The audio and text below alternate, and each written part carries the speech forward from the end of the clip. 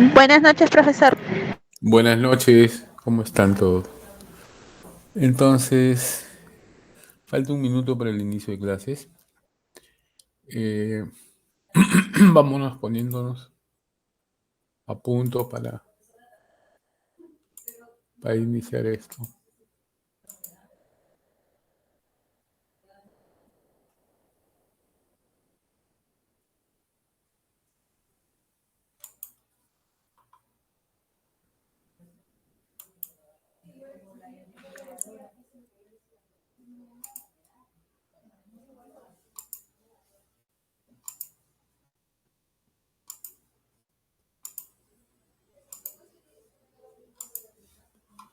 Muy bien,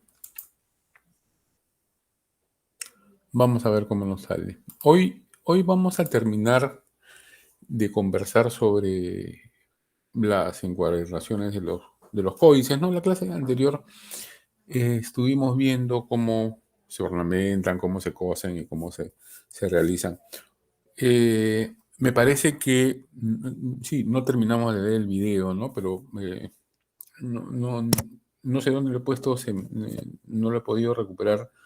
No sé si por ahí ustedes lo tendrán, pero eh, lo que toca ahora es brevemente para terminar la clase pasada, es conversar sobre las encuadernaciones que, bueno, que tuvieron su origen en España y que luego, lógicamente, pasaron aquí. Eh, estas, estas se pueden traducir en... lo que podemos decir de ellas es que, como tantas otras manifestaciones culturales, la escritura, por ejemplo, la religión, las fiestas, van a estar influenciadas por corrientes externas, definitivamente. En este sentido, ustedes saben que España fue invadida hacia el siglo VII por el pueblo árabe, llevando lógicamente su cultura, su forma de organización, su forma de ver el mundo, pero a su vez los invasores, los conquistadores, no son ajenos a la influencia del suelo que invaden. Entonces tenemos que hay un encuentro, ¿no? Tanto de los vencidos como de los vencedores, tanto de los invasores como de los invadidos. Así como los árabes llevaron su cultura, ellos también asimilaron los rasgos culturales de Iberia, de la zona de la península ibérica, ¿no?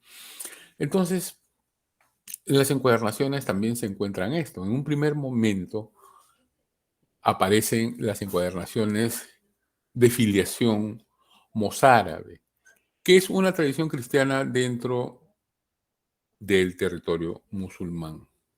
Entonces, las menciono porque son las que van a venir de alguna manera. Eh, creo que, creo que mejor les voy a pedir un favor de aquellos.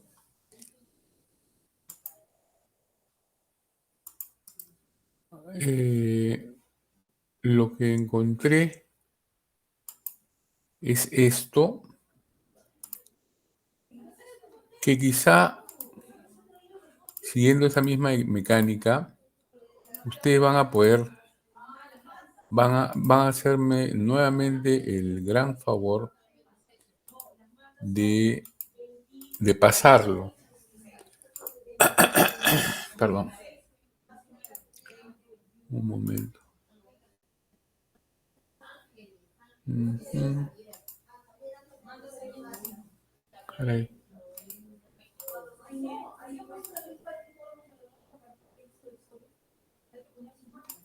Están viendo ustedes esta diapositiva, ¿no? Que dice las primeras encuadernaciones conservadas.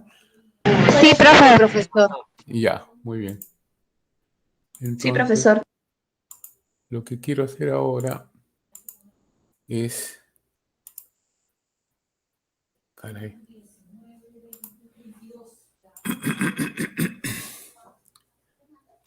No sé si podrían hacer el favor de pasar este video, el que acabo de pasar, el que acabo de enviarles.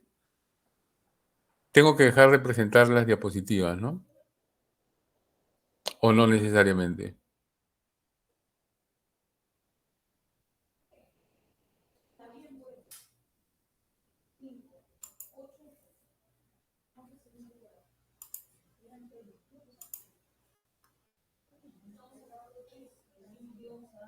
Ujú.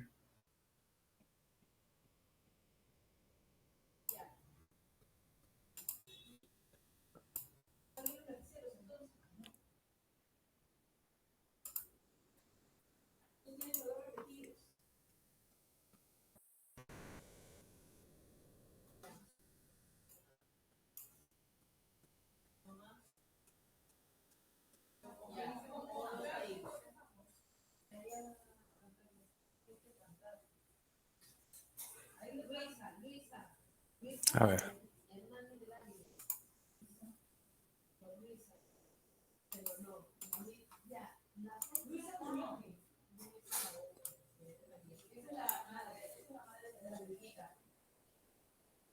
Profesor, buenas. Ya, Ana, lo bueno. comparto, ¿no? Sí, por favor. Ya, ok.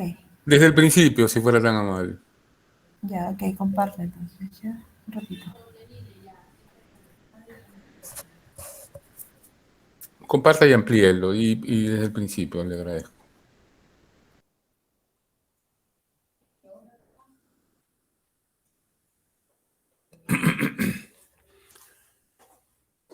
Entonces, para ir conversando sobre esto, tenemos tipos de encuadernación, esta influenciada por los árabes desde el siglo X más o menos. Son encuadernaciones sencillas de tabla, ¿no? Que pueden ser nogal o pino, y que se ¿Se puede recurre. ver? Yo estoy viendo una imagen, Sí, a mí. pero todavía Ya, no empieza a girar, a ver. no empieza a No se ve rodar. la presentación en grande de la pantallita de ¿Me YouTube, amiga. escucha? Sí, te A escuchamos. ver. No, mami, no se escucha el audio. Ay, No Dios sé mío. si está Michelle o Melissa, que la última vez No, habían dado Meli las está instrucciones cómo hacerlo. ocupada. Lo que pasa es que mi Estoy audio en el está en carro, el chicos, fondo. disculpen. A ver, trataré de hacerlo yo. Michelle. Trataré de hacerlo yo. Ya, Ok, Profesor, disculpe, yo puedo compartir. Michelle, profesor, porfa. ok. Gracias, Michelle.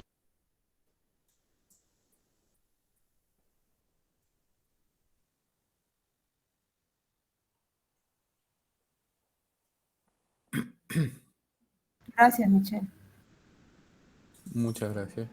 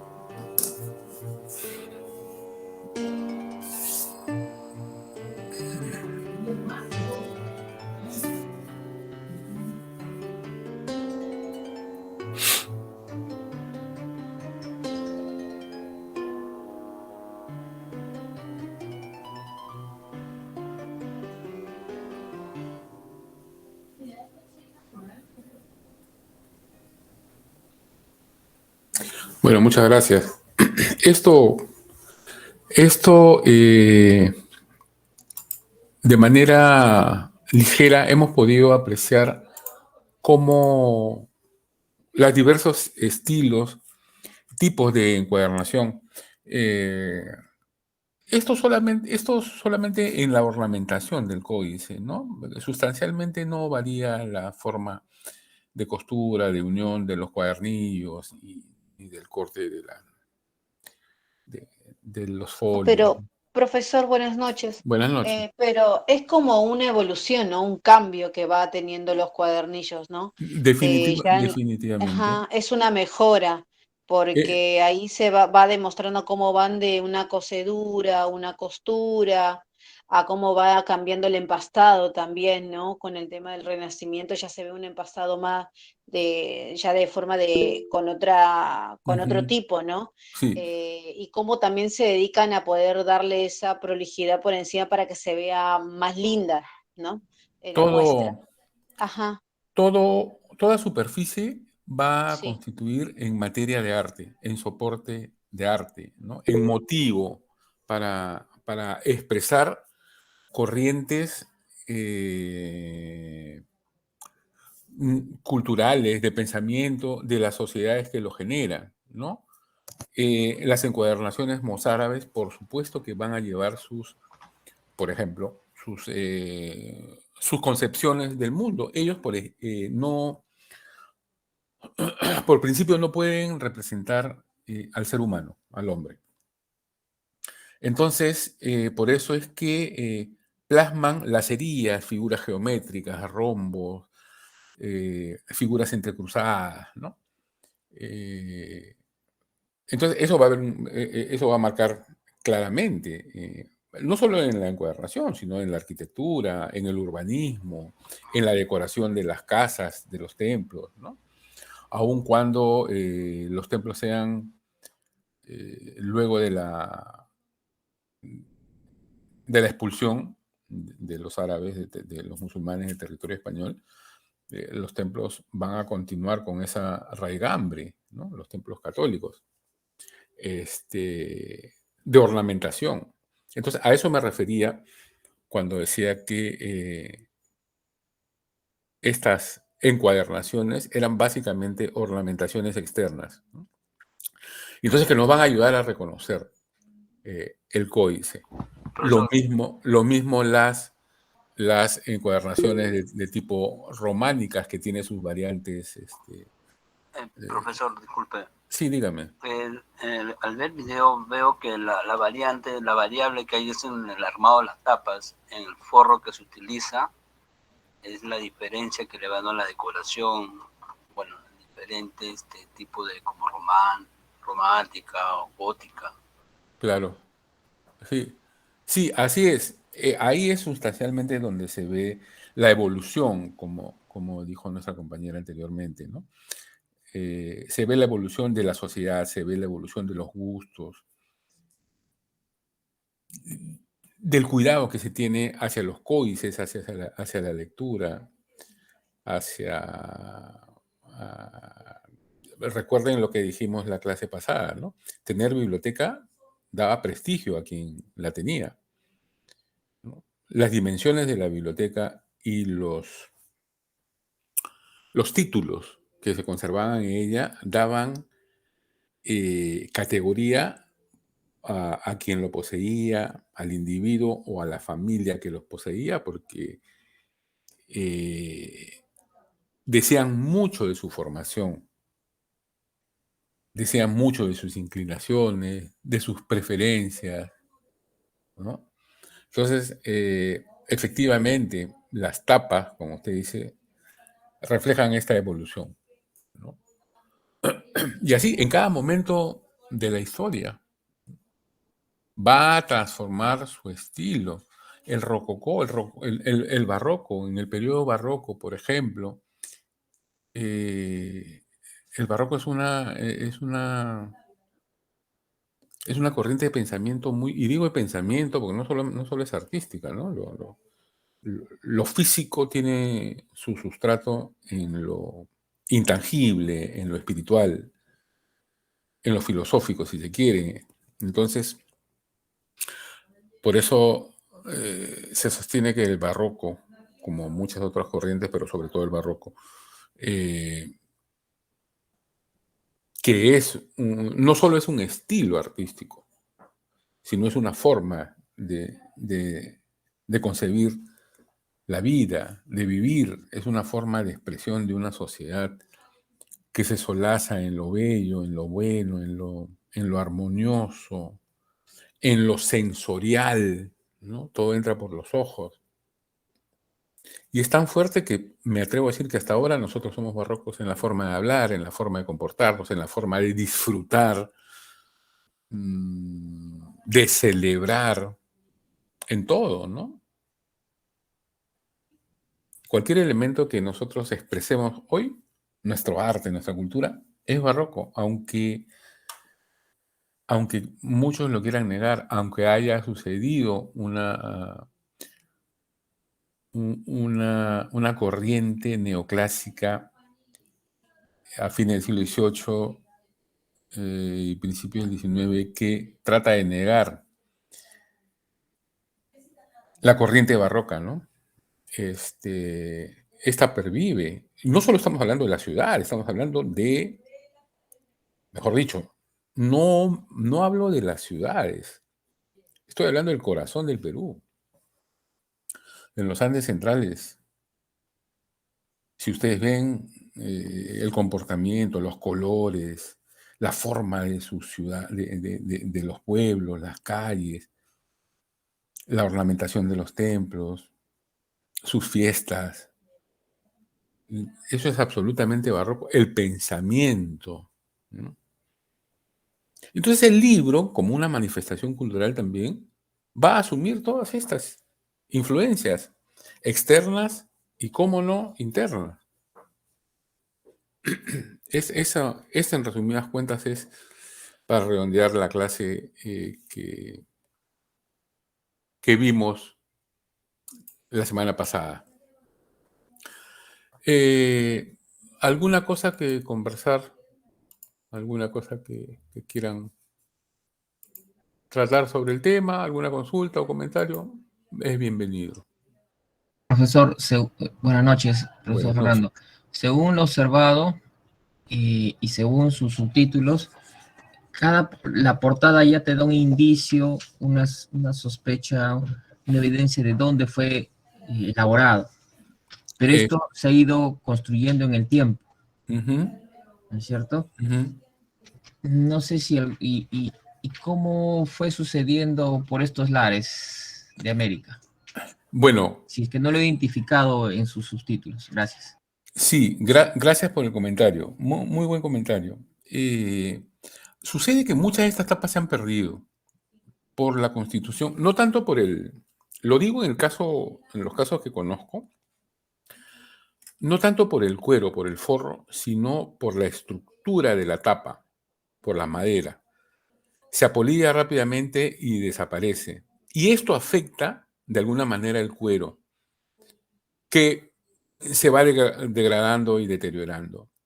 Y en la mayoría de los casos, estas encuadernaciones originales han sido reemplazadas. Digo lamentablemente porque se perdieron los originales y las encuadernaciones que en lo particular he podido ver son del siglo XIX. La mayoría son del siglo XIX, ¿no? Documentos antiguos que han sido empastados, encuadernados muy posteriormente, ¿no? Por ejemplo, tenemos un libro de visitas. El libro de visitas, por ahí debo tener la foto, se la voy a presentar porque vamos a seguir hablando de este tema. El libro de visitas de Santo Toribio Mogrovejo. Toribio fue el segundo arzobispo de Lima y parte de la labor pastoral de los prelados, de los obispos, es visitar su diócesis. Y la diócesis de Lima, en los orígenes, ¿no? Siglo XVI, primeros años del siglo XVII, era casi medio Perú. Entonces, este señor se tomó la molestia de visitar pueblo por pueblo de su vasta arquidiócesis, que iba desde Nazca, el sur, hasta el norte, la frontera con la Libertad, e ingresando por Amazonas, ¿no? Todo ese era el territorio de él. Y esta visita la fue plasmando en una bitácora, en un libro, ¿no? El libro de visitas de Santo Toribio, que eran una suerte de cuadernillos que fueron empastados en el siglo XIX, ¿ya? Con lo cual se habrá perdido la tapa original. Pero Santo Toribio además tiene un libro fundamental para la historia del Perú, no solo la historia de la Iglesia, sino la historia del Perú. Se llama El Tercer Concilio Limense. Los concilios reúnen a las cabezas de todas las iglesias, en este caso de las iglesias de América, ¿ya? Y siendo la de Lima la principal, asistieron a esta ciudad los prelados, los representantes de la iglesia, los obispos de Tucumán, del Cusco, de las regiones que hoy conocemos como Bolivia, Chile, Colombia, Panamá, ¿no? Y a partir de esos encuentros se gestaron las directrices para la política evangelizadora desde esa época hasta el presente. Nosotros somos lo que somos desde el punto de vista religioso y, por supuesto, social, gracias a uno de esos pilares que es el Tercer Concilio Limense. Ese Tercer Concilio Limense se encuadernó posteriormente, pero al encuadernarlo se emparejan los bordes y ahí se perdió cierta información, ¿no? Pero esa encuadernación ha sido desde el siglo XVIII. El concilio es del siglo XVI, pero la encuadernación fue del siglo XVIII. Y si yo veo esa tapa, no me dice, recojo el comentario anterior, no me dice lo que estoy viendo, ¿no? No me anuncia un documento del siglo XVI. No sé si me dejo entender, ¿no? Si se hubiera conservado el original, sería el complemento perfecto. Pero como en muchos de los casos no se ha conservado, entonces es un elemento de datación, sí, definitivamente, pero de datación de la encuadernación, no del documento, ¿no? Porque en el caso, en otras latitudes donde el clima es más llevadero, menos húmedo, entonces sí se conservan, ¿no? Pero aquí lamentablemente no sucedió. Entonces, documentos de una época han sido encuadernados en épocas posteriores. Pero igual, la información es riquísima, porque es la tradición del documento, ¿no? Es la historia del documento, es cómo ha ido avanzando en el tiempo, cómo ha llegado a nosotros. Por eso es que ahí radica, en la encuadernación en este caso, radica una fuente importante de conocimiento para saber quién hizo ese libro, cuándo, dónde y cómo, de qué manera. Buena la intervención, muchas gracias. profesor. A ver, ¿dónde estoy? Entonces, si no tenemos más preguntas, déjenme por favor ubicar esto. Caray, se me fue. Ujú.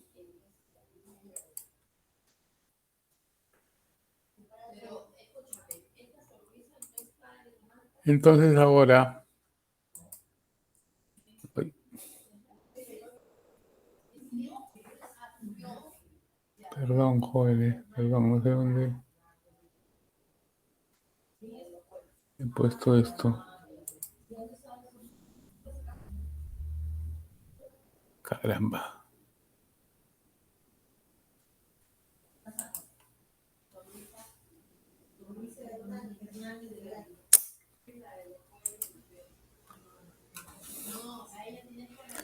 Pasamos ahora a conversar sobre el tema 22, que iniciamos los soportes escriturarios, ¿no?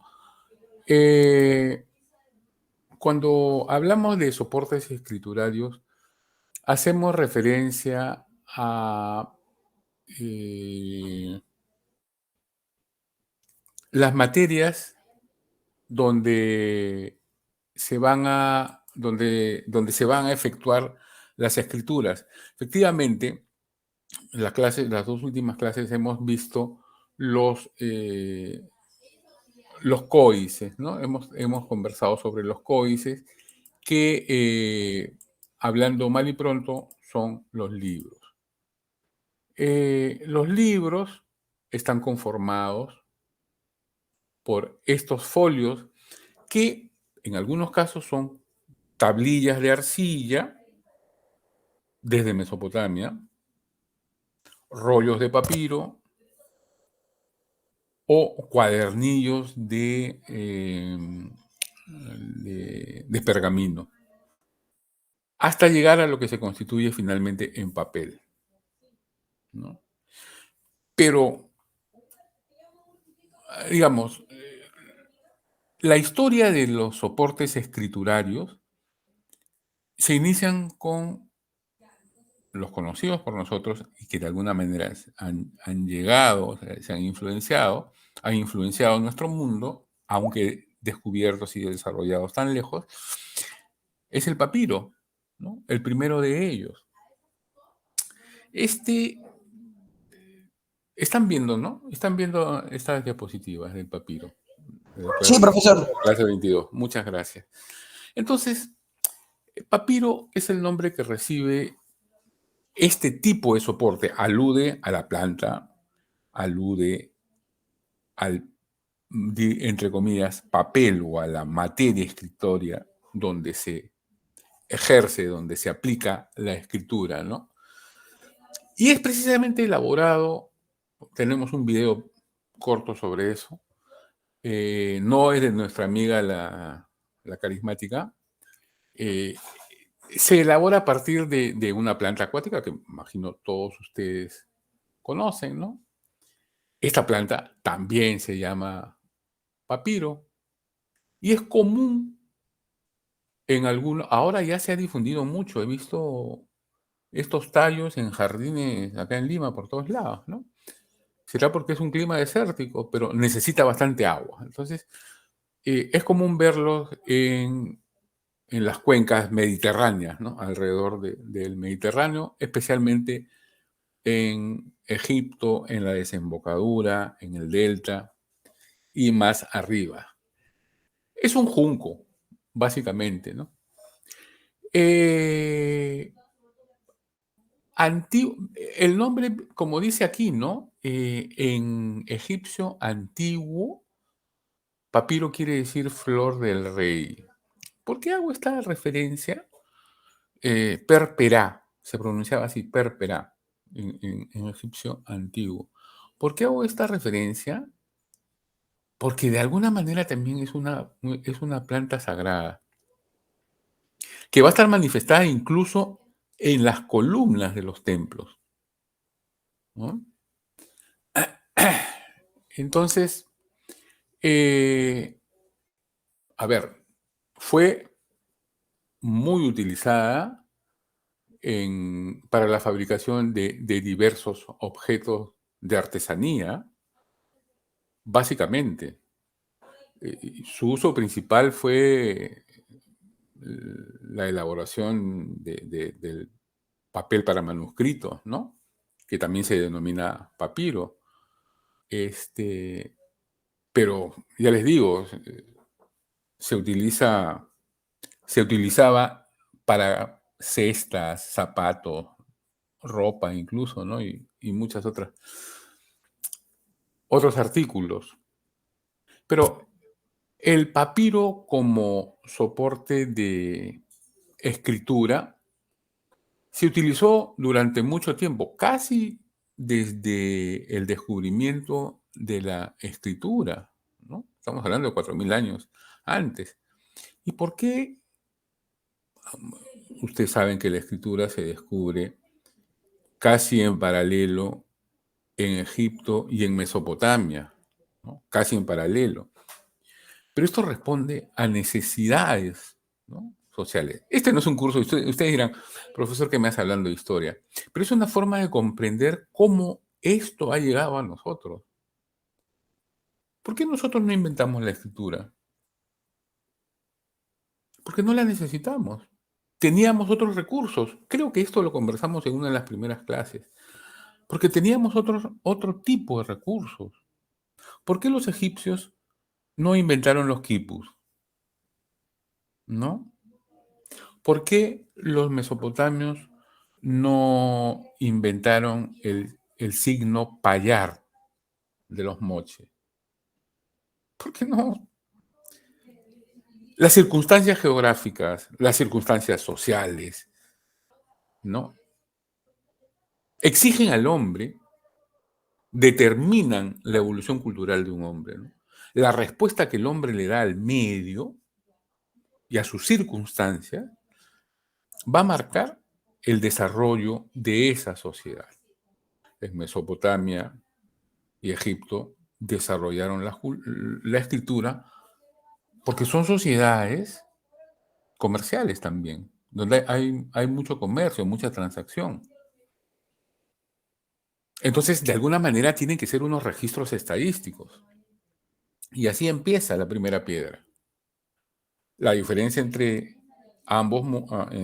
ambas sociedades, civilizaciones, es que una lo hace en tablillas de arcilla, Mesopotamia, y la otra, Egipto, lo hace sobre un soporte vegetal, el papiro. Entonces,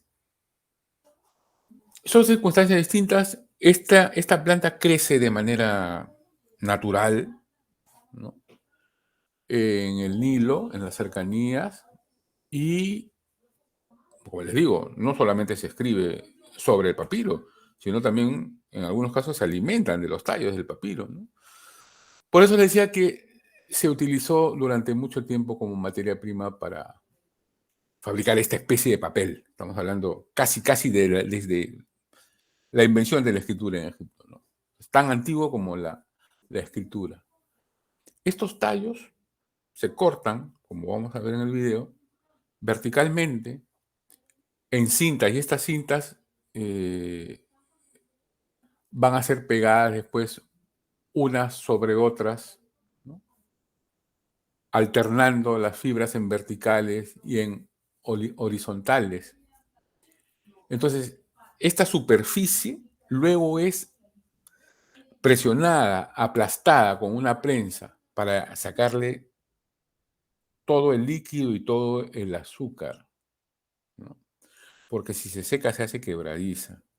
Entonces, para extraerle todo eso, se presiona y vamos a obtener, después de unos días, una superficie, digamos, blanda, ¿no? Y ahí va a ser un buen papel, ¿no? Generalmente, empalmando varias de estas hojas, se obtenían rollos que podían alcanzar varios metros, ¿ah? y precisamente se solían guardar enrollados en torno a un cilindro, ¿no? De madera. Me imagino de que ahí ustedes conocen, en todo caso, acá también vamos a ver. De ahí viene el nombre, ¿no? De rollos de papiro, que quizá sea el primer libro, el primer tipo de libro, como nos enseñaron nuestros amigos en uno de los primeros, en el primer video que hemos visto. Ahora, lo particular de estos papiros es que no sobreviven mucho tiempo por su misma constitución, ¿no? Entonces estamos hablando de más de 4.000 años. Han llegado pocos, relativamente pocos. La gran mayoría se encontraban en tumbas. Pero es una planta sagrada porque hay un papel sagrado. Recuerden que también estos papiros se utilizan para momificar, para hacer anotaciones e ir colocando entre las vendas de la momia. Se anotan rasgos esenciales de la personalidad del muerto, rasgos esenciales de la actividad en vida, del oficio que tenía, de las familias que tenía, para que este señor en su tránsito al otro mundo recuerde quién ha sido. Entonces, estos papelitos, estos papiros escritos, le hacían recordar eso. Entonces, recuerden también que Egipto, la vida, aunque parezca un contrasentido, la vida de Egipto gira en torno a la muerte. Las grandes manifestaciones artísticas, arquitectónicas de Egipto giran en torno a esa creencia del más allá, ¿no? Sus dioses son dioses resucitados. Y todo elemento vinculado a la religión, mejor dicho, todo elemento que surge en esa sociedad está vinculada a la religión. Y la planta sagrada, por eso se llama la flor del rey, porque el rey, el faraón, es Dios. La planta es sagrada. Entonces está representada en los murales, en los templos, en sus columnas. Entonces, gracias a los entierros, son clima seco, se han conservado estos rollos, no completamente, ¿no? Sino en parte, estos papiros ya han llegado hasta nosotros. El más conocido se encontró en una tumba, ¿cómo no? Era de una autoridad, pero tiene la antigüedad de 3.000 años antes de Cristo, o sea, 3.000 años. Estamos hablando de 5.000, ¿no? Se encontró en una necrópolis. Y lo particular es que este papiro está en blanco, no está escrito. Es un papel ritual probablemente, ¿no? Para que el muerto continúe escribiendo, ¿no? O sea, es como un material escriturario para el uso del muerto en el más allá, en la otra vida, ¿no? Entonces, gracias a los manuscritos sobre papiro que se conoce, que ha conocido la humanidad, se conoce también muchos textos de la antigüedad, sobre todo del antiguo Egipto, ¿no? Así como otros textos bíblicos, porque es un material que se continuó utilizando hasta el Imperio Romano, durante milenios.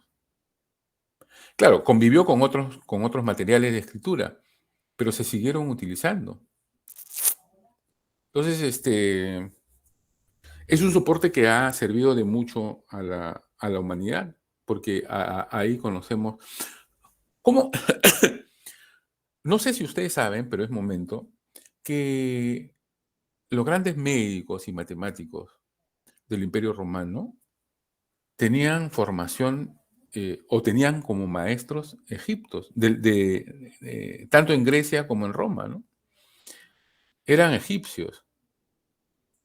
Y la mayoría de papiros que han llegado a nosotros precisamente son tratados de medicina.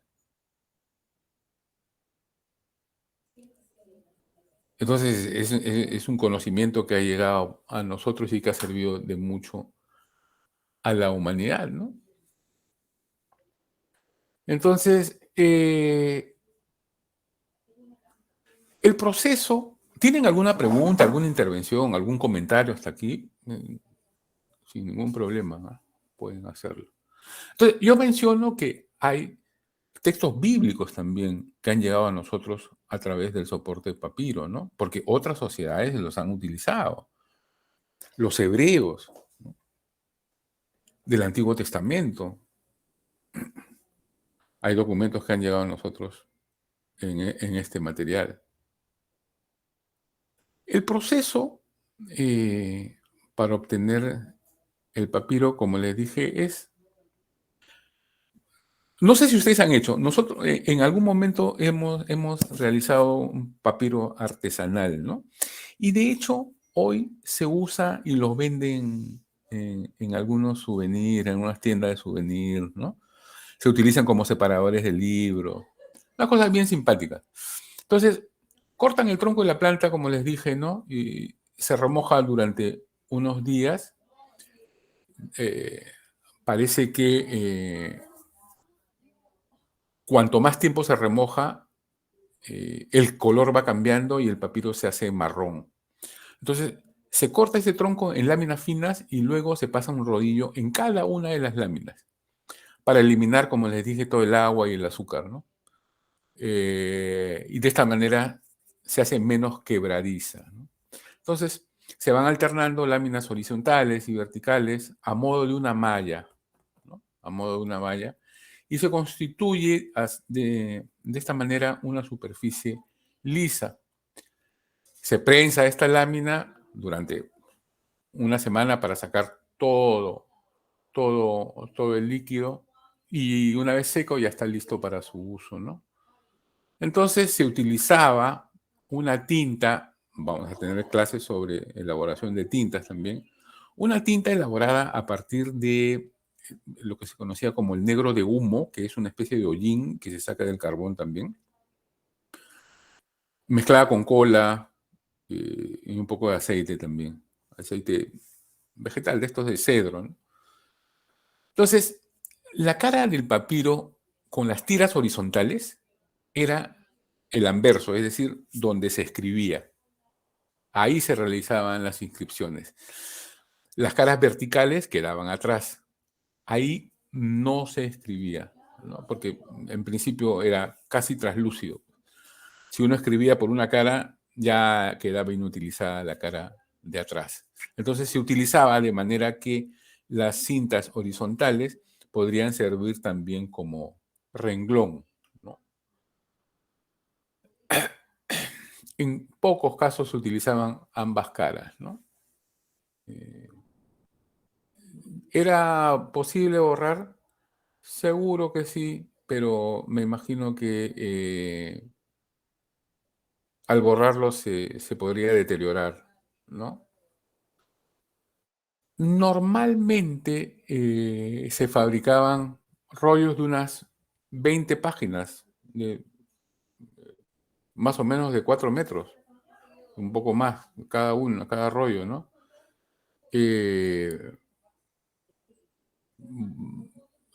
Tengo acá unas medidas, ¿no? Se cortaban a navaja más o menos de 47 centímetros por 22, era el tamaño de la hoja, si se quería utilizar individualmente. Hay papiros mucho más grandes, ¿no? Que se han conservado. El gran papiro Harris, que tiene una extensión de casi 45 metros, ¿no? Claro, los 45 metros no son consecutivos, ¿no? Los egiptólogos han logrado armar en secciones este papiro. El libro de los muertos mide unos 40 metros. ¿Qué otros usos se le puede dar Bueno, el papel no era el único producto, no era el único. A partir de este tallo, de esta planta, muy común en la época antigua, hoy casi ya está desaparecida, ¿no? Solamente para los turistas se fabrica. Bueno, también se podían fabricar cestas, objetos de cestería, ¿no? Tapetes, carteritas, cestas, sandalias también, y un tipo de vestimenta, como una especie de calzón, ¿no? De calceta.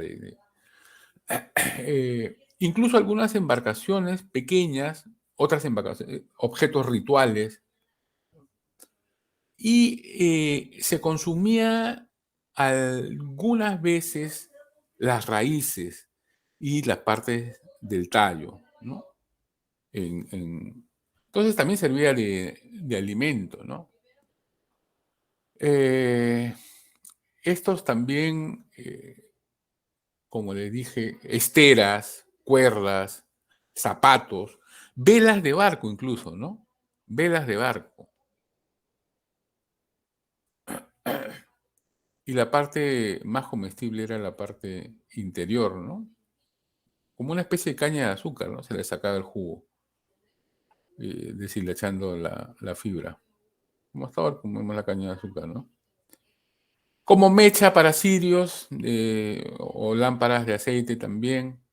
Entonces, se preparaba incluso medicina, ¿no? Perfumes de su raíz, además de ser comestible. Secas podrían servir como combustible también. Y esta producción solo se circunscribía al ámbito del Bajo Egipto, ¿no? De ahí se exportaba al mundo, por eso al mundo mediterráneo, ¿no? A las sociedades que estaban distribuidas alrededor del mar Mediterráneo, ¿no? Y era una especie de monopolio del Estado. Por eso es que obtenerlos en regiones más lejanas era muy caro. Y cómo no, tiene un aspecto simbólico también, ¿no? Es el papiro sagrado utilizado para elaborar en la mitología, ¿no? Egipcia, utilizado para elaborar las barcas de los dioses. Esta planta también tenía una función religiosa, bueno, en épocas antiguas, ¿no? Nacía en el río, o sea, todo lo que gira en torno al sagrado Nilo, lo que nace, es precisamente, tiene estas características de sagrado, y esta planta no era la excepción, ¿no? Está nacida en el río, en la vera, en las orillas del sagrado río. Se presentaban en los templos y esta planta era portada en procesiones, ¿no? Simboliza el renacimiento y la regeneración del mundo, ¿no? Teníamos un papiro en el jardín de la casa de mi mamá. No sé si ustedes alguna vez han visto, ¿no? Van creciendo, crecen 2 ramitas, luego van ampliando el área, 3, 4, y se hacen ramas realmente grandes y van ampliando su área. Entonces mueren unas, se cae el tallo, pero van surgiendo otras. En ese sentido, representan la regeneración del mundo.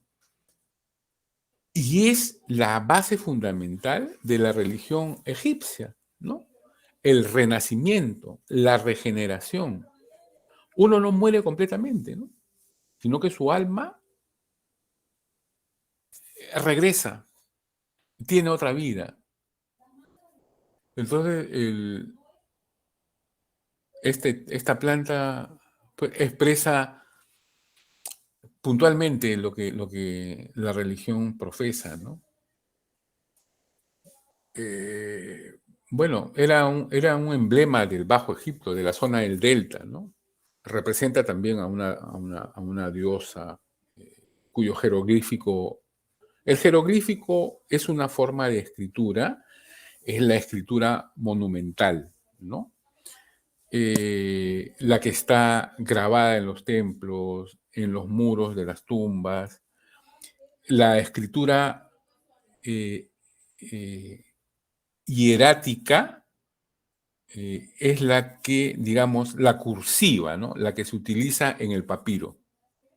La escritura jeroglífica es la que está reservada a los monumentos funerarios.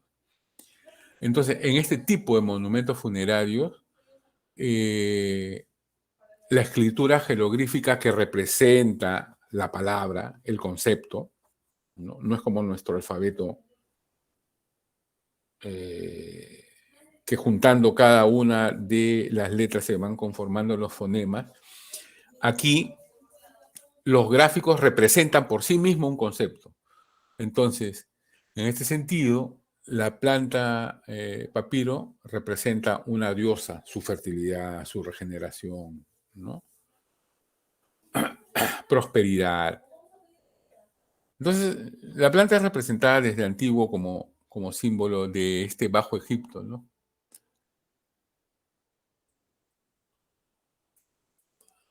Hay una clasificación, ya hemos revisado esta parte. No avancé las diapositivas, pero de alguna manera ya hemos conversado, ¿no? La clasificación realmente se clasifican según la calidad del papel que se obtiene, ¿no? Los de inferior calidad, emporíticos, viene de emporión, que es una especie de mercado de carnes, ¿no? El emporio. Ahora ya emporio es un centro comercial, ¿no? Pero son los romanos los que han dado esta categorización al tipo de papiro por su calidad, ¿no? Entonces, estos primeros son de inferior calidad, sirven para, digamos, usos menores, ¿no? Los talneóticos es de, bueno, va subiendo la calidad, pero aún sigue siendo mala, ¿no? Saíticos porque es de la ciudad de Sais, en el periodo, es decir, cuando Sais gobierna, maneja todo Egipto.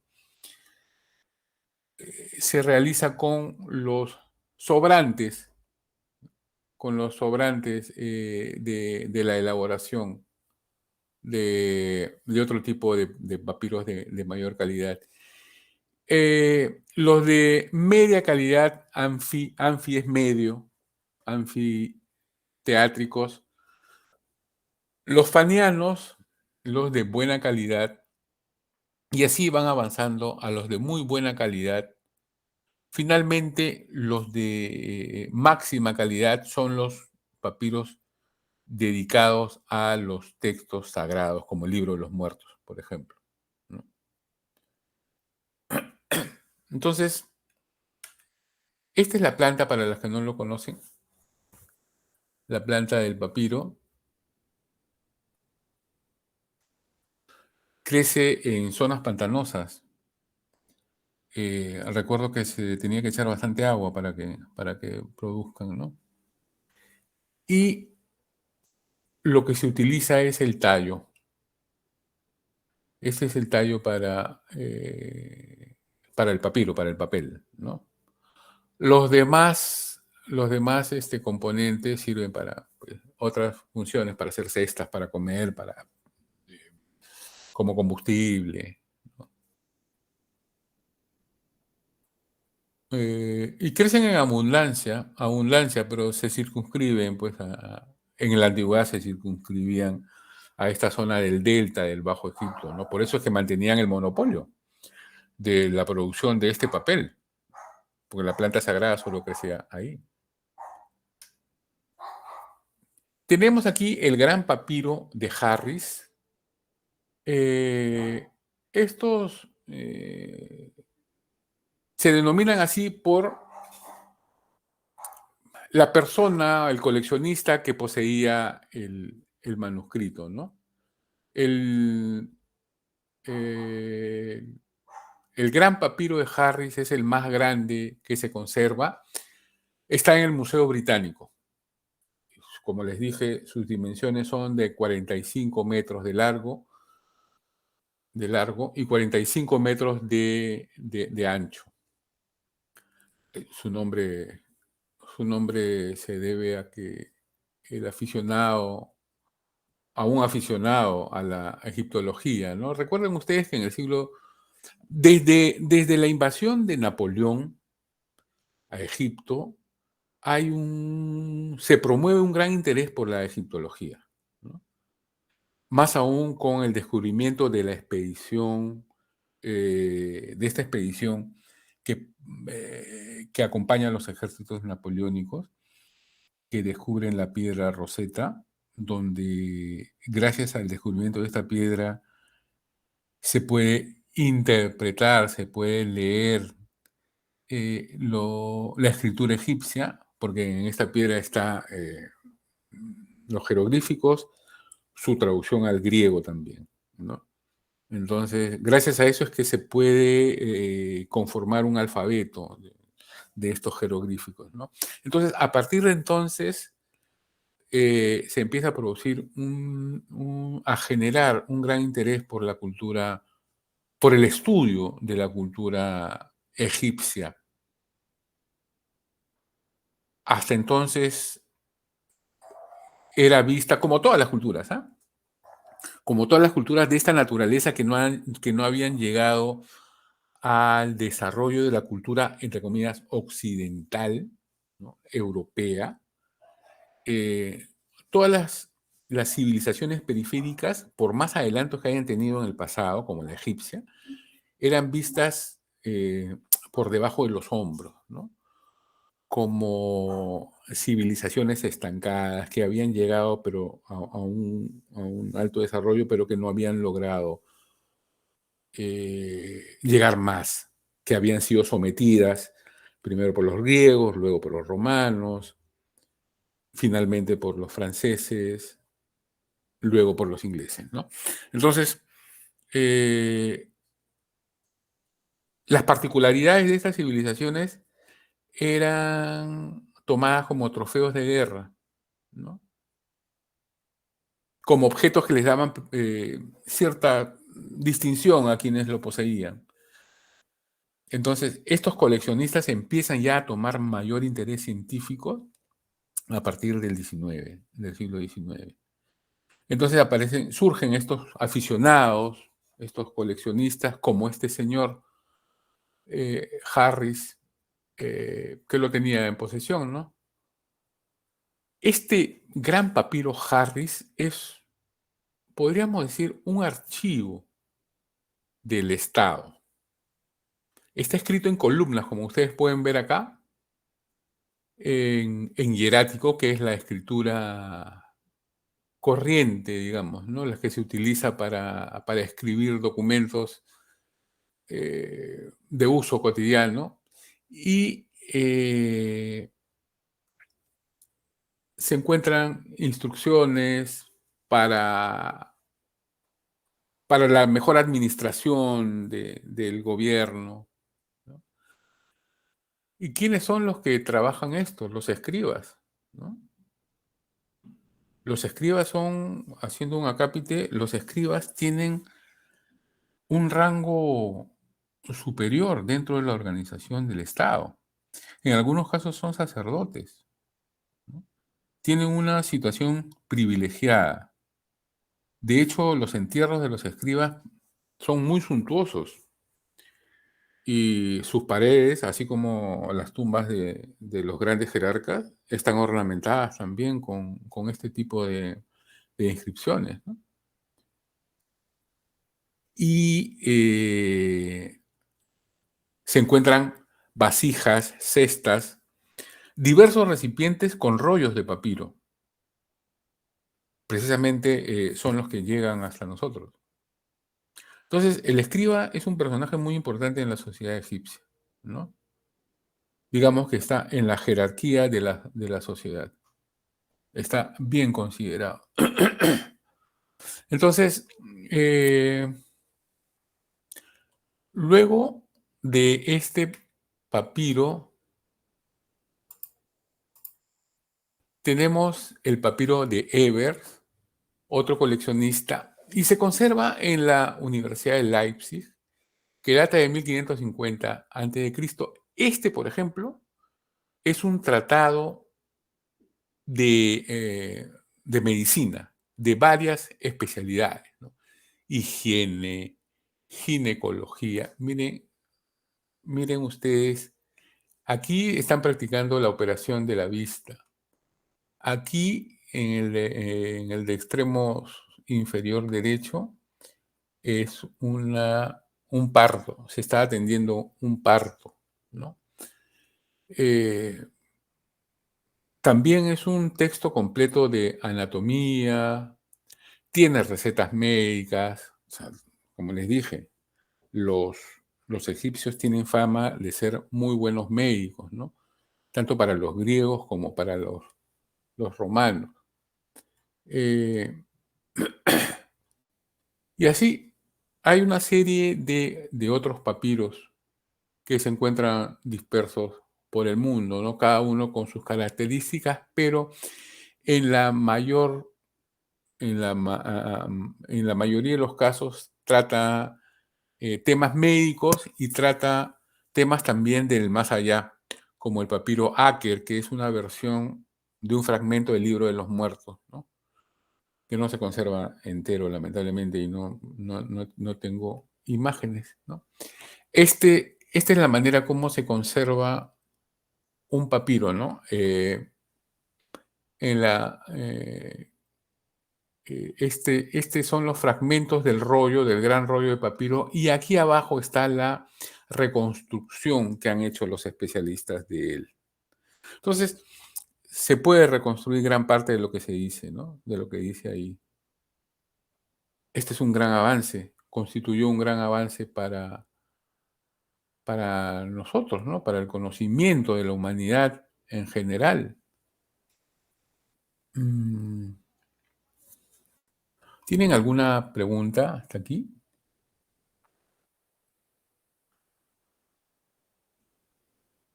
Entonces... Disculpe, Sí, dígame. no me quedó claro. ¿Y qué lo hace sagrado?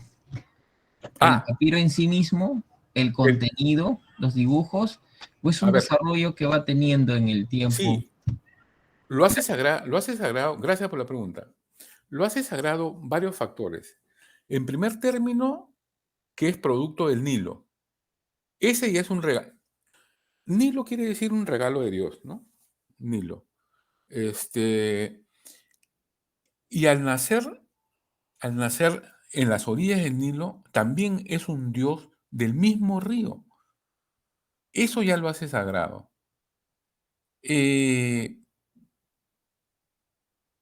Al servir como alimento las raíces y los tallos, también, recuerden que los egipcios son panteístas.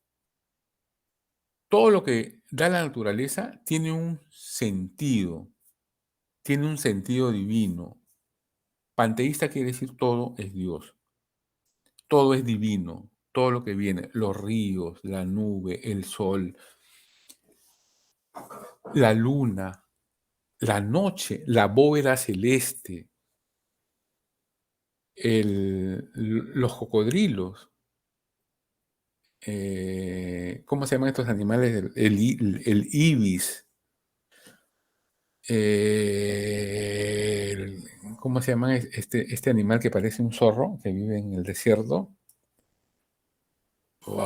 Bueno, entonces todo lo que hay en la naturaleza y convive y que el hombre de alguna manera interactúa con él es divino. Las plantas, por supuesto, ¿no? Y en este sentido, el papiro, estamos hablando de la planta, ¿no? El papiro, al ofrecer tantas virtudes, por eso insistí en que no solo es soporte de escritura, sino también es uso que le da el hombre para vestido, para construir elementos utilitarias, para construir barcas de los dioses. Entonces, todos esos factores hacen que esta planta sea divina. Vamos a buscar aquí.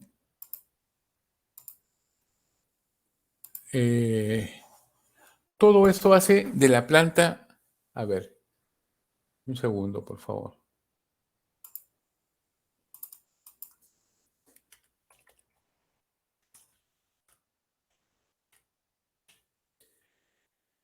La utilización que se le da a...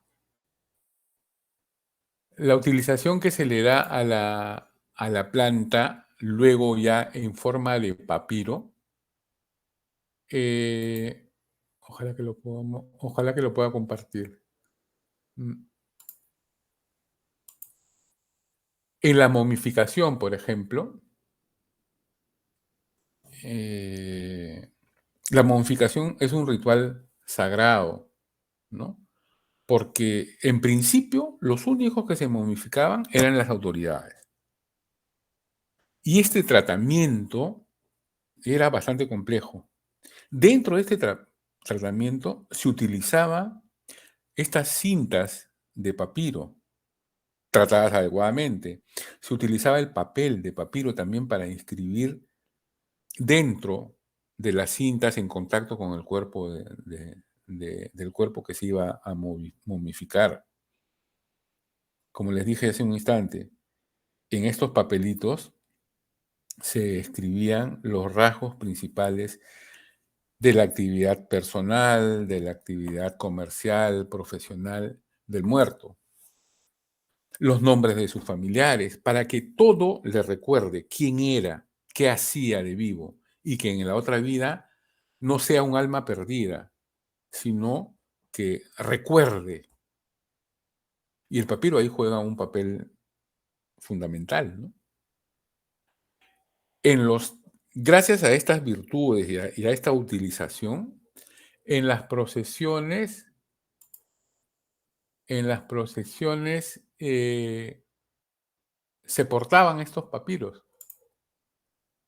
A ver, vamos a ver si acá lo podemos ver mejor. Caray.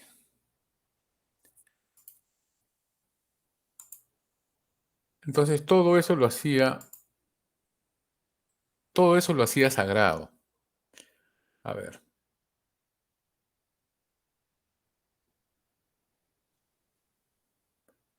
No sé si la pregunta... Gracias, profesor. Sí, interesante. Gracias. Mire, les voy a mostrar...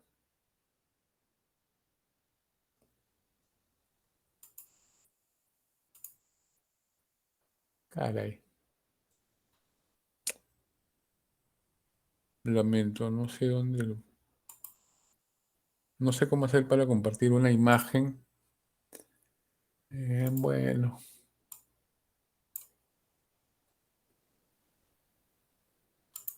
Si la tiene descargada, profe, puede compartir toda su pantalla. A ver.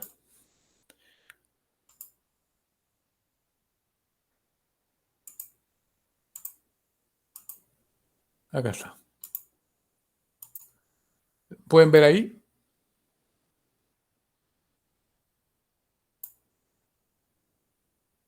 ¿Pueden verla?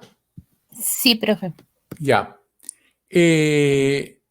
Estas son expresiones artísticas. No son naturalistas, sino interpretaciones del hombre. Este es bastante forzada, por supuesto. Este es el tallo, ¿no? Y estas son las plantas abiertas. Son la figura de la primera imagen que vieron. Esta es una columna que representa el papiro. No lo digo yo. A ver, vamos a dejar de presentar esto. para tratar de mostrar.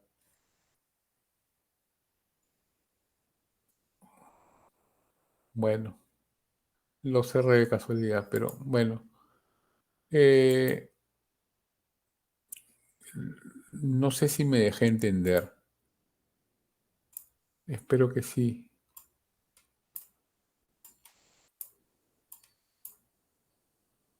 A ver. Disculpa, entonces, definitivamente el hecho de manipular, tratar, escribir, sobreescribir este documento y su contenido también a las personas Los hace sagrados. Los hace sagrados. Sí, exacto. Ah, ok.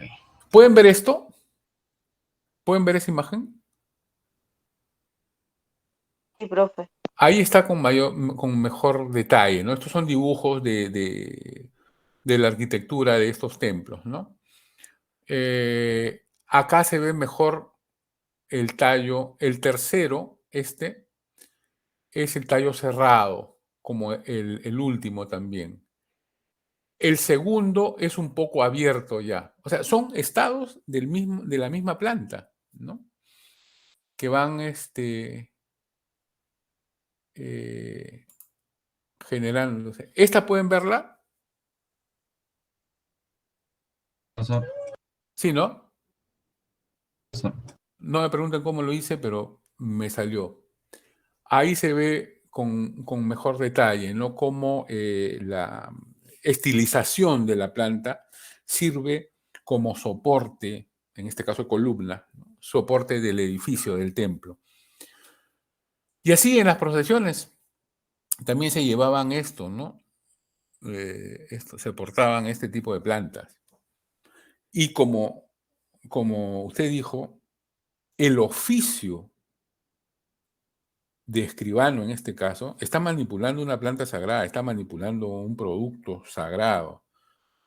Y esa actividad también se hace sagrada. Por eso son los sacerdotes los que están manejando, los que tienen el monopolio de esta actividad, ¿no? Pero esto no solo se queda ahí, ¿ah? Eso no solo se queda ahí. La actitud del escribano, la actividad del escribano, luego pasa a ser, miles de años después, una actividad no propiamente sagrada, pero sí reservada para ciertos sectores de la sociedad.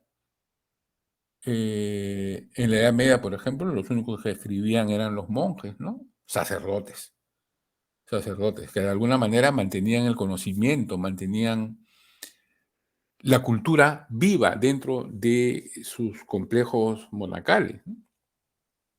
Entonces, esta tradición de escribir se mantiene durante miles de años y hace de ellos, pues, una clase privilegiada. ¿Para quiénes escribían? ¿Quiénes escribían? Un grupo selecto. ¿Para quiénes? Para ojos selectos también, ¿no? Ya luego, cuando esto se difunde con la imprenta y se hace masivo, van perdiendo ese carácter, ¿no? Divino, si se quiere, pero aún siguen ocupando un puesto importante, ¿no? Son los notarios, los escribanos, los que dan fe de todas estas actividades. Bueno, amigos, no sé si me pueden ayudar con esta imagen, la primera que vimos, perdón, el primer enlace. Se los voy a...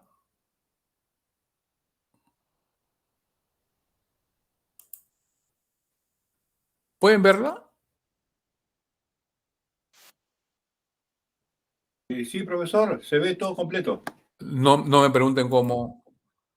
Seguro algún dios egipcio me ha hecho el favor. Se ve, profesor. Ya. La diosa Michelle. Ahorita ya empezamos. ¿Ustedes? ¿Dónde eres? ¿De Brasil o...? Brasil. ¿Sí? Uruguay. Por eso habla ¿vale? Me llamo Ahmed, soy guía local para ustedes. Voy a dar a ustedes una idea general sobre la planta del papiro y cómo hacemos el papel de esta planta. Esta planta es una planta tropical y acuática que crece al lado del río Nilo y necesita gran cantidad de agua y sol para crecer. También era muy sagrada en la época de los antiguos egipcios por dos razones. El primero, su flor que tiene una forma como el disco solar y rayos del sol, símbolo del dios Amon-Ra, dios del sol. Segunda razón es mera, su tallo que tiene una forma como que pirámide perfecto, símbolo de la eternidad. Y ahora hablamos sobre la manera de la fabricación. Para hacer el papel del papiro utilizamos el tallo, no utiliza la flor, utilizamos el tallo y lo cortamos según el tamaño que queremos, porque esta planta su altura llega a 10 metros. Por eso hay cuadro grande y hay cuadro pequeño como este. En el primero quitamos la corteza verde. En el primero quitamos la corteza verde. ¿Sí? Y observamos que esta corteza verde es fuerte. Esta corteza verde es fuerte y no se rompe fácilmente. ¿Vale? Muy fuerte, está muy fuerte. Suficiente. Por eso los antiguos egipcios utilizan este para fabricar muchas cosas, como sandalias, cestas, sombreros, varias cosas. Pero para hacer el papel del papiro utilizamos la parte interior, la parte blanca, y la cortamos a láminas finas. ¿Sí? Pero observamos que estas láminas son frágiles y se rompen fácilmente, porque tiene muchas cantidades del agua y del azúcar. Por eso debemos reducir, sacar la cantidad del agua y del azúcar a través del martillo o rodillo. ¿Sí?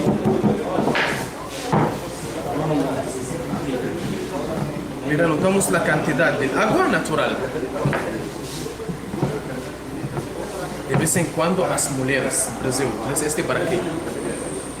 En Egipto también. ¿Vale? Y ahora damos que las láminas más fuertes y más flexibles que de antes. Y después las ponemos también, las láminas en el agua hasta una semana para tener el color amarillo, como este. O hasta una semana otra para tener el color marrón, como este. En el agua, más tiempo, más oscuro. Y después las sacamos del agua y las ponemos en una forma horizontal como vertical, uno por uno, como aquí. Uno horizontal y otro vertical, y etcétera, etcétera, uno por uno como este. Uno horizontal y otro vertical, uno por uno. Y después las colocamos abajo de la prensa, como hasta 2 semanas también. Pero tengo pregunta para ustedes, Esa prensa más moderna que los antiguos egipcios utilizaban en el pasado, ¿entre dos qué? Perfecto, entre 2 piedras y entre 2 maderas. Finalmente, podemos obtener un papel como este papel. Mira, es fuerte y flexible. Y ahora podemos escribir, podemos dibujar y varias cosas, ¿vale? Y muy fuerte y muy flexible. ¿Cuál es la diferencia con caña? El otro se fabrica del plátano, el banana. Y también fábrica de la planta del papiro. El otro es muy duro, por eso se rompen fácilmente. Y también, mira, si poner ante la luz vemos las líneas horizontal o vertical, de abajo de la prensa, pero el otro, una línea horizontal o vertical solamente. El otro se pega, mira, si poner en el agua, mira, vemos las líneas horizontal o vertical, porque las láminas se pegan junto con cola y coma artificial. Y el otro artificial, pero se pegan natural, con azúcar que está en la planta. E o que se vende pela calle más y por eso y también trabajamos debajo del patronato del gobierno para proteger nuestra producción de la imitación, donde hay papel del papiro que se vende en las calles o ante los hoteles. Finalmente, nos enviamos nuestra producción a la Facultad de las Bellas Artes en la Universidad del Cairo, donde hay especialistas artistas para pintar las historias más importantes, como el juicio final, y árbol de la familia, árbol de la vida, y el calendario y varias cosas, ¿vale? Y ahora vamos a ver los cuadros. ¿Vaya a visitar el templo de Luxor, Museo de Egipto alguna vez? Sí. ¿Vaya a visitar el templo? Sí. Vale. Ese cuadro se encuentra en el Museo Egipcio. Los antiguos egipcios pensaban que el muerto se siente ante 14 jueces que le preguntan sobre su vida. Y siempre el difunto, desde que fica muy sagrada de los antiguos egipcios, por eso, aquí, Anubis, Dios de mumificación, le acompaña a la balanza de la justicia. ¿Vale? En el corazón del muerto, en un lado, y a pene, Dios de justicia. Un momento. También el mobile de Esmer.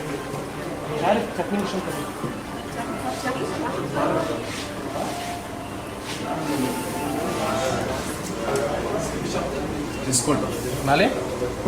El Anubis, Dios de mumificación, le acompaña a la balanza de la justicia, donde hay el corazón del muerto en un lado, o a pene, pluma, que es la justicia en el otro lado.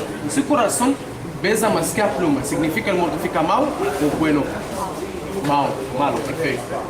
Por eso, porque el corazón tiene muchos pecados.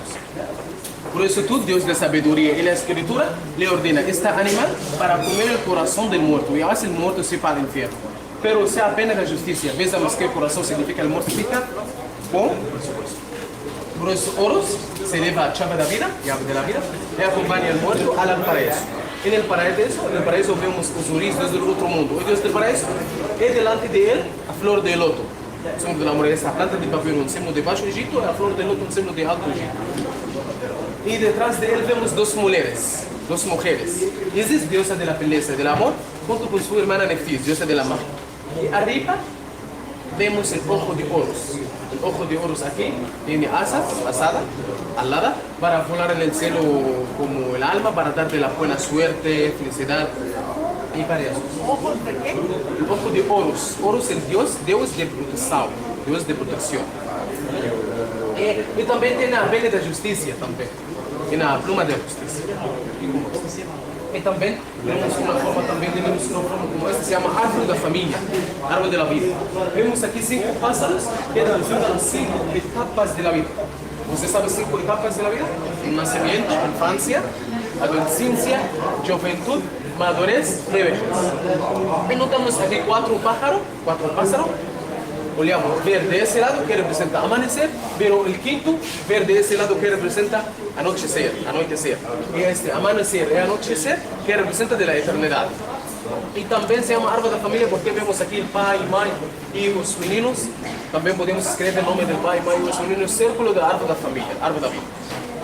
Y también tenemos como aquí el calendario.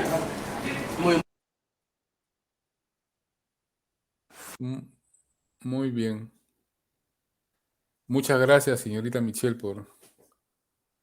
por este gran servicio. Entonces, vemos que la elaboración hasta hoy, ¿no? Como dice el señor, la producción y el control de la explotación de esta materia corre por cuenta del Estado, ¿no? La vigilancia y el manejo. No es de libre utilización, digamos, ¿no? Hasta la comercialización tiene que estar manejada. De esa manera protegen pues su producto, ¿no? Y acá también en este video hemos podido apreciar el vínculo de la escritura y, cómo no, del papiro con la divinidad, ¿no? De hecho, el oficio de escriba también está relacionado de todas maneras, ¿no? Entonces, creo que hasta aquí llegamos. La próxima clase vamos a trabajar sobre mañana vamos a trabajar sobre otra materia escritoria, que es el pergamino, que ya lo hemos visto de alguna manera. Lo que quería decirles es que hoy nuestra amiga, la señorita Paredes, ha pasado el trabajo para el grupo 2, el trabajo inconcluso, mejor dicho, inconcluso no, el trabajo que no hicieron. Espero mañana tenerlo listo a esta hora. Y mañana también les voy a dar un trabajo sobre una segunda práctica. Vamos a comentar sobre una segunda práctica. Señor ¿Ya? profesor, Sí, don Profesor, Víctor. disculpe usted, señor profesor, estoy en otra máquina, pero mire, disculpe usted, no sé si estoy bien. Bueno, disculpe debe ser por muchas responsabilidades y otras cosas más. Tengo un trabajo, profesor, sobre lo mismo de esta clase, de este curso. No necesito copiarme de algo, ¿no? Porque vengo a aprender. Así la edad que tengo, vengo a aprender. No soy bueno en diplomática, pero trato de aprender. Y, profesor, le comento, en mi backup de mi carpeta del curso de diplomática, tengo un trabajo de fecha 1 de junio de 2023 a las 15:75 de la tarde. Quiere decir que el día 1 de junio ya lo había realizado, pero supuestamente no sé, de repente se me pasó, no sé qué pasó. No lo presenté por el grupo, porque el grupo también ha colaborado en esto. Ese es el motivo, no estoy justificando, profesor. Señor Beldi, no se preocupe. A su disposición, profesor. ¿Usted me puede llamar después? ¿Tiene mi número? No, señor profesor, me lo da, profesor, porque es incómodo. Apunte. Yo se lo alcanzo, profesor. Ah, sí. ya, ok. Profesor, ¿me permite usted su número, profesor? Tenga la bondad, profesor. Yo quisiera que usted me dé su número, por favor. Ya, 983. Sí, profesor. 723. Sí, profesor. 243. Profesor, muchas gracias. Solo contratos. Estoy en clase, profesor. Ya. Muchas gracias, señor Beldi. Entonces, les decía que mañana vamos a ver la segunda práctica calificada, ¿ya? Cómo va a ser y cuándo la vamos a realizar. Tiene que ver también con la mejora de las notas, porque, por ejemplo, los trabajos y la participación tienen un peso del 45%. El examen parcial tiene un peso de 20% nomás. ¿Ya? Entonces, por ese lado, vamos a hacer las mejoras correspondientes. Mañana conversamos con más detenimiento sobre el particular. Profesor, disculpe, y los trabajos el grupo que había sacado, bueno, mi grupo sacó 12, queríamos mejorar nuestras notas. Vamos a hacer lo mismo, sí, porque hay varios grupos que tienen 12, ¿no? Bueno, varios no. Son 2 nomás. Sí. Yo y el 5, creo. Sí, así es. Ya, profesor, muchas gracias. No, ¿de qué? ¿Alguna aclaración adicional? Si no es así, entonces voy a pasar a la lista, a pasar a, ¿cómo se llama? A tomar lista. A ver.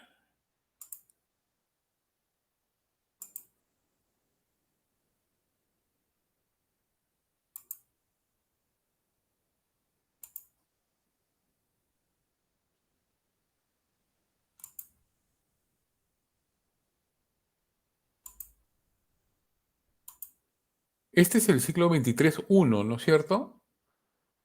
2020. Y yo no sé por qué me sale el 23.2. Bueno, ya está.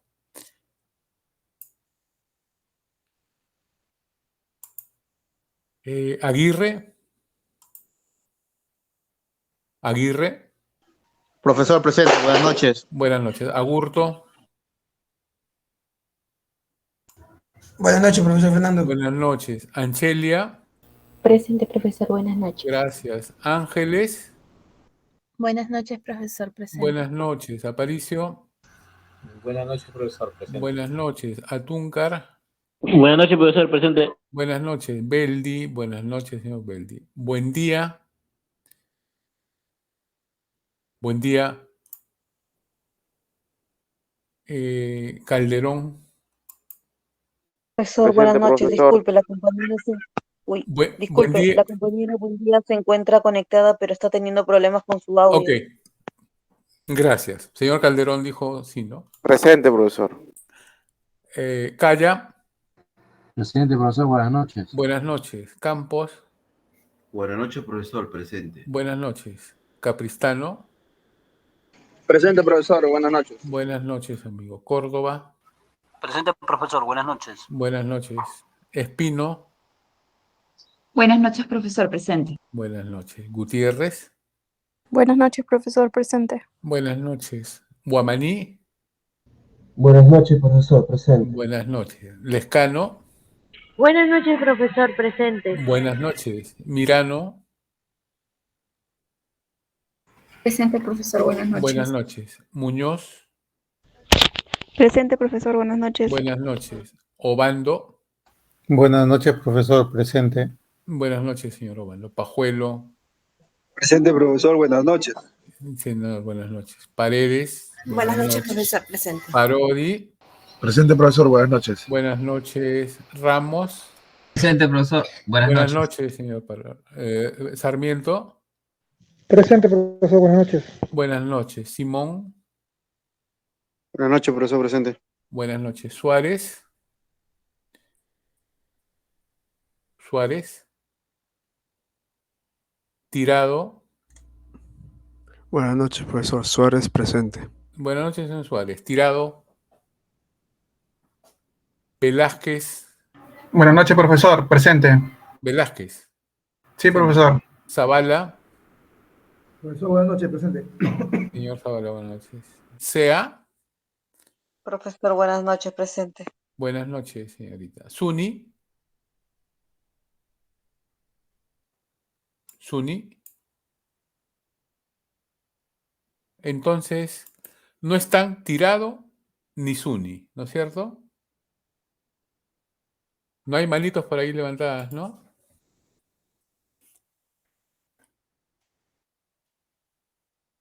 Entonces, esto es todo. Muchas gracias, señores. Nos vemos mañana. Que descansen. Cuídense mucho. Un honor, profesor. Buenas noches. Profesor, gracias. Buenas noches, profesor. Un gusto conversar con ustedes.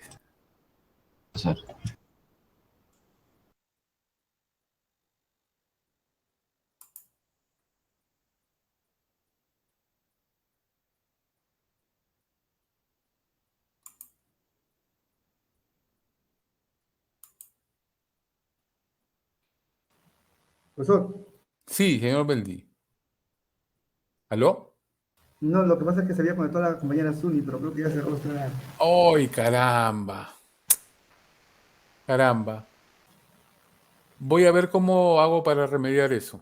¿Ya? Ya, profesor, sí, justo se había conectado porque estaba teniendo problemas de red, porque es día de Arequipa. Ya, no hay problema, no hay problema. Ya, profesor, muchas gracias. Ya veremos, no, gracias a ustedes.